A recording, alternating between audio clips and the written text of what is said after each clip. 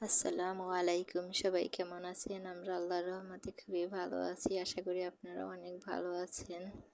তো আজকে আমি একটা নতুন ব্লগ নিয়ে আসলাম আপনাদের সাথে শেয়ার করার জন্য। তো দেখতে থাকুন।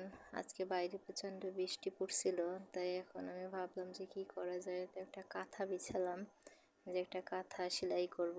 তাই কাঁথাটা মাটিতে পেতে ভালো করে নিলাম, জোড়াই নিলাম। তারপরে ওটা মেশিনে আমি সেলাই করলাম নিজের হাতেই।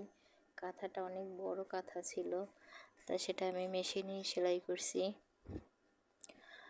যেহেতু আমি বলেই দিছি, আপনারা হয়তো থাম্বনেল দেখে বুঝে গেছেন যে যার সংসার নাই তার আবার কাজ কিসের। আমার তো সংসার বলতে কিছুই নাই, আর আমি তেমন কোনো কাজও করি না। আর যেহেতু আমি মায়ের কাছে মানে বাপের বাড়িতে থাকি, সেহেতু আমার মাই সব করে। তো আপাতত আমি আমার মেশিনটা নিয়েই থাকি। আর যেহেতু সংসারও নাই বা কিছু নাই, তো নিজের জন্য মানে নিজে বাঁচতে হলে তো কিছু একটা করা লাগবে, তাই আর কি করা। তাছাড়া তেমন কিছুই আমার এখানে করা লাগে না, সবই আমার মা নিজের হাতে করে। মায়ের কাছে থাকি যেহেতু, মায়ের আদর ভালোবাসাটাই পাচ্ছি আর নিচ্ছি। মা আমার অনেক বয়স্ক হয়ে গেছে, কিন্তু তারপর মা নিজের হাতে সব কাজ করে। তো আপনারা দেখে নিচ্ছেন মা কীভাবে ঝাড়ু বানাচ্ছে। তো আমার মা অনেক কাজের, সে অনেক মানে কাজ করতে পারে, আর অনেক কিছু আমার মা জানে, করতেও পারে। তাই আমার তেমন কিছু করা লাগে না। যেহেতু আমার সংসারই নেই, তো সংসারের আবার কাজ কিসে, কী কাজই বা করব। আর মেয়ে মানুষ আসলে কি বলবো, মেয়ে মানুষের কাজ না থাকলে আসলে মেয়ে মানুষ খুবই অসহায়। সেটা হয়তো আমার দ্বারা আমি বুঝতে পারতেছি। আর আজকে আমি নিয়ে যাচ্ছি যে আমি কোন রুমটাতে থাকি, কাঠের দোতলায়।